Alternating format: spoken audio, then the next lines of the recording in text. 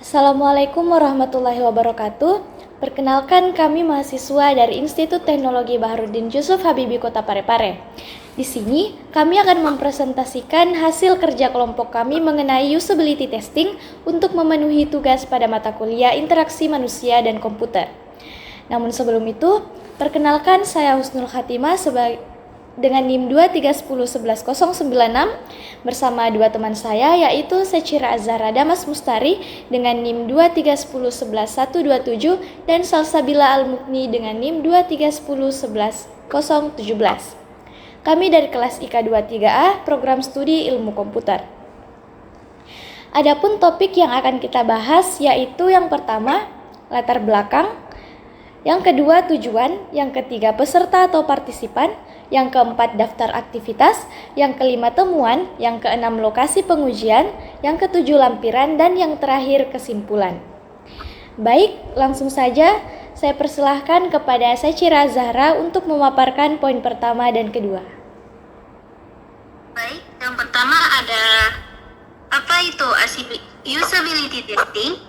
Usability testing adalah proses evaluasi suatu produk atau layanan dengan melibatkan pengguna akhir untuk memahami seberapa efektif, efisien, dan memuaskan pengalaman pengguna saat menggunakan produk tersebut. Nah, dalam konteks aplikasi, usability testing bertujuan untuk mengidentifikasi masalah yang mungkin dihadapi pengguna, memahami perilaku pengguna, dan mengumpulkan umpan balik yang berguna untuk meningkatkan desain dan fungsionalitas produk. Nah, yang kedua itu ada apa itu aplikasi Duolingo? Duolingo adalah aplikasi pembelajaran bahasa yang dirancang untuk memudahkan pengguna dalam belajar bahasa asing melalui metode yang interaktif dan menyenangkan. Aplikasi ini dapat diakses kapan saja dan di mana saja, baik melalui perangkat mobile maupun situs web, sehingga memungkinkan pengguna belajar dengan fleksibel. Yang ketiga, apa itu test plan? Test plan adalah dokumen yang merangkai peningkatan pengujian untuk proyek tertentu. Dan terakhir, test report adalah dokumen yang menyajikan hasil dari pengujian yang telah dilakukan. Lanjut ke bagian 2, ada tujuan.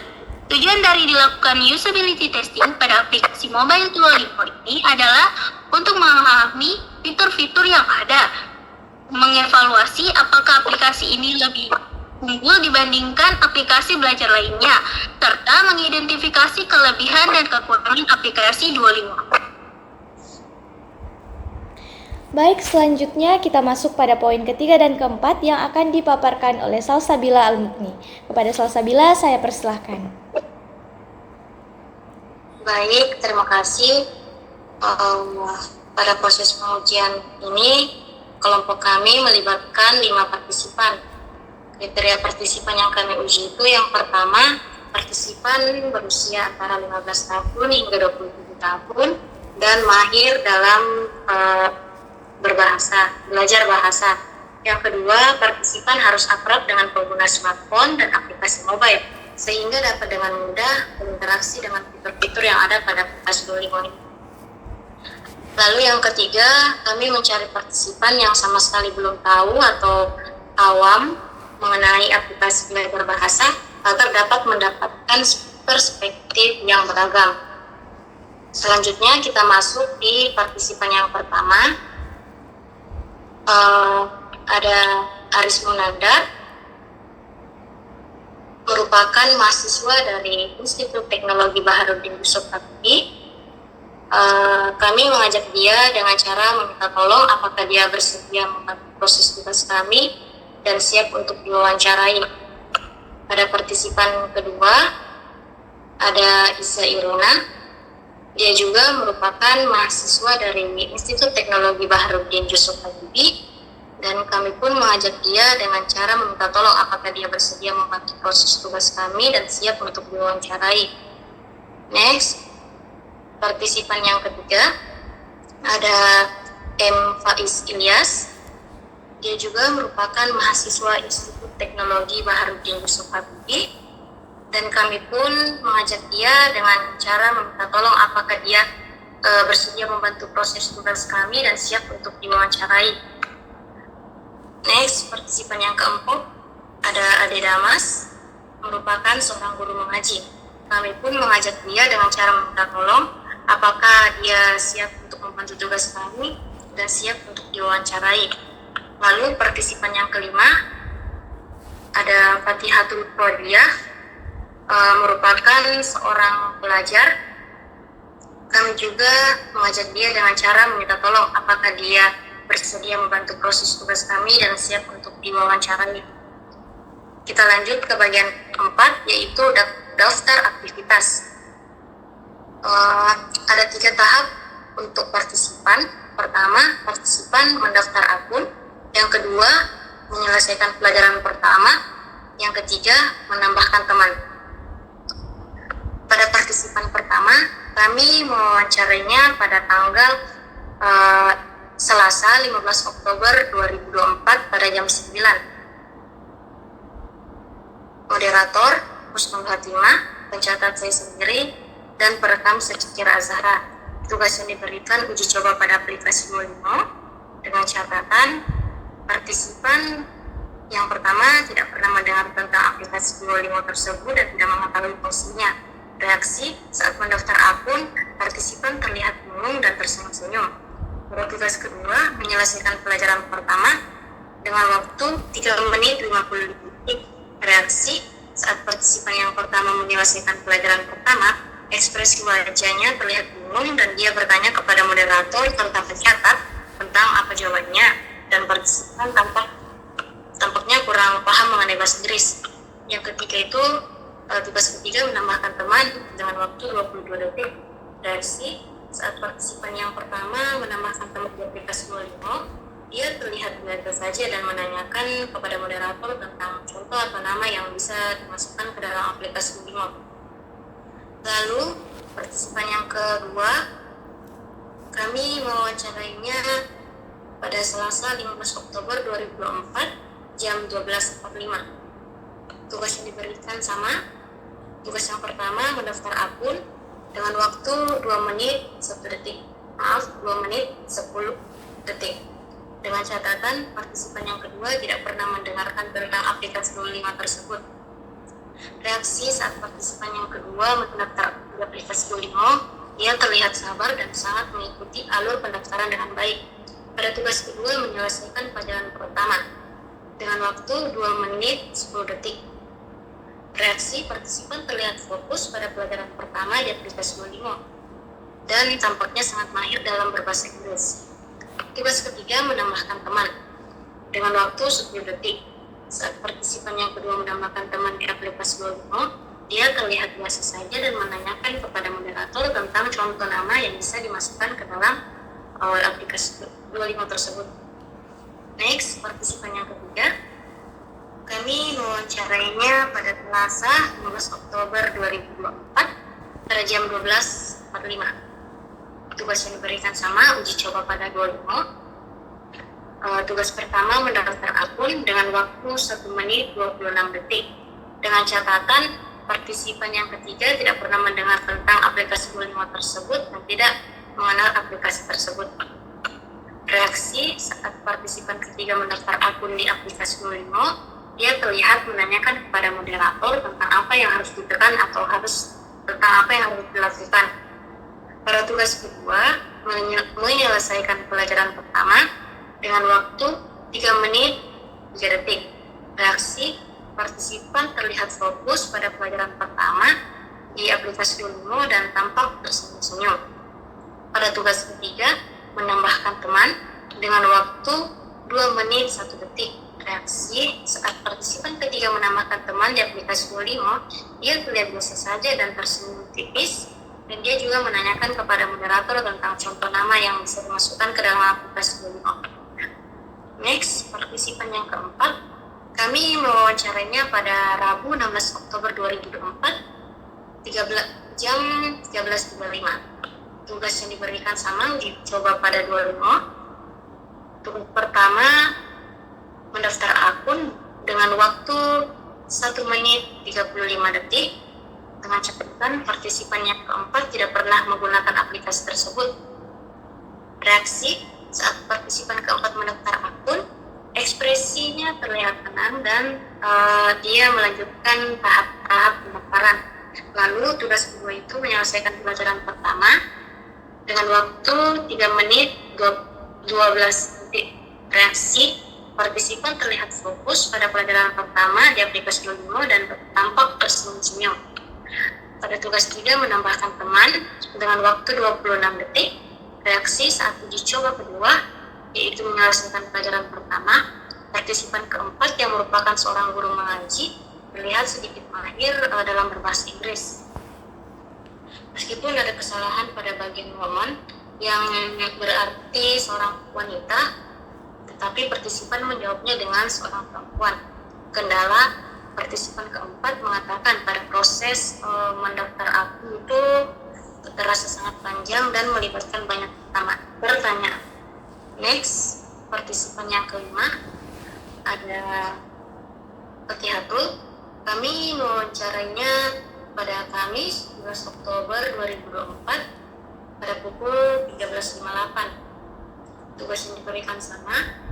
Tugas pertama mendaftar akun dengan waktu 1 menit 8 detik dengan catatan partisipan yang kelima pernah menggunakan aplikasi belajar lain, namun untuk aplikasi Duolingo dia belum pernah menggunakannya. Reaksi saat partisipan yang kelima mendaftar akun, dia terlihat sangat lancar dan mungkin terbiasa mendaftar di aplikasi belajar sebelumnya. Tugas kedua menyelesaikan pelajaran pertama dengan waktu 2 menit 35 detik. Reaksi partisipan terlihat fokus pada pelajaran pertama di aplikasi Duolingo. Pada tugas ketiga yaitu menambahkan teman dengan waktu 27 detik. Reaksi partisipan terlihat bingung saat mencari nama teman di aplikasi Duolingo. Kendala partisipan yang kelima agak sulit untuk mencari teman yang dia ingin tambahkan ke aplikasi tersebut dikarenakan nama yang dia cari terlalu banyak miripnya sama-samanya. Next,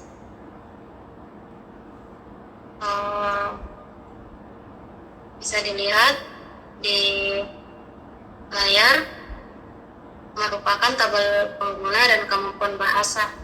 Tabel ini menyajikan profil pengguna yang menggunakan sistem pembelajaran bahasa yang dibagi menjadi 2 kategori, mahasiswa dan masyarakat. Setiap baris tabel mewakili individu yang berbeda-beda dengan informasi yang mencakup pekerjaan, nama, usia, tingkat kemampuan bahasa, dan tujuan penggunaan sistem. Dalam konteks kemampuan bahasa, istilah menengah dan lanjutan merujuk pada tingkat kefasihan pengguna dalam berbahasa.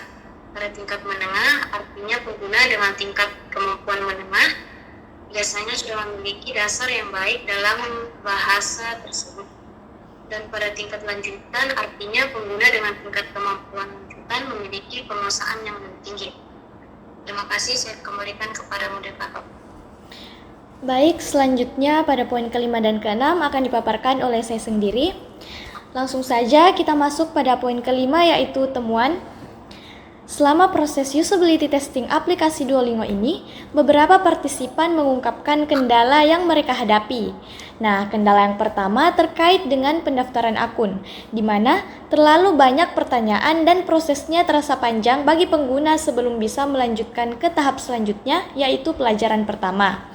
Kemudian kendala kedua muncul pada tugas menambahkan teman, di mana partisipan kesulitan menemukan teman karena terdapat nama-nama yang sama dalam aplikasi Duolingo ini. Kami sebagai pengamat saat uji coba juga menemukan kendala pada tugas kedua, yaitu saat menyelesaikan pembelajaran pertama. Di sini, aplikasi Duolingo memberikan pembelajaran yang disertai suara, namun terkadang suara tersebut kurang jelas terdengar oleh pengguna. Selanjutnya, poin keenam yaitu lokasi pengujian. Pengujian usability testing aplikasi Duolingo ini dilakukan pada partisipan pertama, kedua, dan ketiga di Kampus 2 Institut Teknologi Baharudin Jusuf Habibie di Jalan Pemuda nomor 6. Untuk partisipan keempat, yaitu seorang guru mengaji, kami melakukan wawancara dan uji coba di Perpustakaan Gedung Pandrita atau Perpustakaan Umum Kota Parepare di Jalan Pinggir Laut. Sementara itu, lokasi pengujian untuk partisipan kelima yang merupakan seorang siswa SMA berada di Masjid Kampus 1 Jalan Balai Kota nomor 1 Parepare setelah ia selesai melaksanakan ibadah sholat duhur di Masjid Binalipu. Next, kita masuk pada poin ketujuh, yaitu bagian lampiran yang akan dipaparkan oleh Syachira Azhara. Kepada Syachira, saya persilahkan. Langsung saja, di sini kami akan melampirkan tentang daftar task, skenario, sukses kriteria, dan parameter-parameter pengujian. Nah, pada task pertama yaitu mendaftar akun dengan skenario pengguna baru ingin mencoba Duolingo untuk belajar bahasa asing. Pengguna memiliki sedikit pengetahuan tentang aplikasi belajar bahasa, tetapi belum pernah menggunakan Duolingo. Dengan sukses kriteria, pengguna berhasil mendaftar akun dan masuk ke aplikasi dalam waktu kurang dari 5 menit. Bisa dilihat di layar pada tabel pengujian pertama, di user 1-5 berhasil untuk memasukkan email atau nomor telepon, memverifikasi email atau nomor telepon, dan mengklik tombol daftar pada bagian memasukkan kata sandi. Tidak ada partisipan yang memasukkan kata sandi dengan waktu penyelesaian yang berbeda-beda. Nah, pada task kedua yaitu menyelesaikan pelajaran pertama. Skenario, pengguna baru ingin mencoba Duolingo untuk belajar bahasa asing. Pengguna memiliki sedikit pengetahuan tentang aplikasi belajar bahasa, tetapi belum pernah menggunakan Duolingo sebelumnya. Sukses kriteria, pengguna menyelesaikan pelajaran tanpa bantuan dalam waktu kurang dari 10 menit. Pada uji coba tugas kedua, semua partisipan berhak memilih bahasa untuk dipelajari, mengikuti instruksi dalam pelajaran pertama, memilih bahasa untuk dipelajari, mendapatkan XP atau poin pengalaman dengan waktu penyelesaian yang berbeda-beda. Pada ketiga atau tugas ketiga yaitu menambah skenario, pengguna mencoba menambahkan teman untuk saling bersaing dalam kemajuan belajar. Sukses kriteria, pengguna berhasil menambahkan teman melalui kode undangan atau mencari teman di dalam aplikasi. Pada tugas ketiga ini, menambahkan teman partisipan 1-5 berhasil dalam membuka fitur tambah teman, mencari teman berdasarkan nama atau email, dan mengirim permintaan pertemanan. Tetapi partisipan 1-5 gagal dalam melalui kompetisi atau bergabung dalam liga bersama teman dan dengan waktu penyelesaian yang berbeda-beda.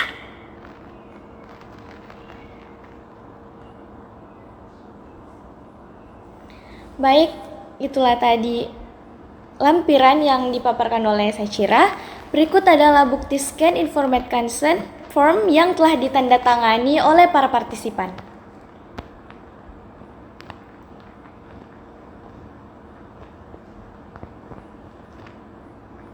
Baik, adapun kesimpulannya yaitu uji coba aplikasi Duolingo menunjukkan bahwa platform ini efektif dalam membantu pengguna belajar bahasa dengan cara yang interaktif dan menyenangkan.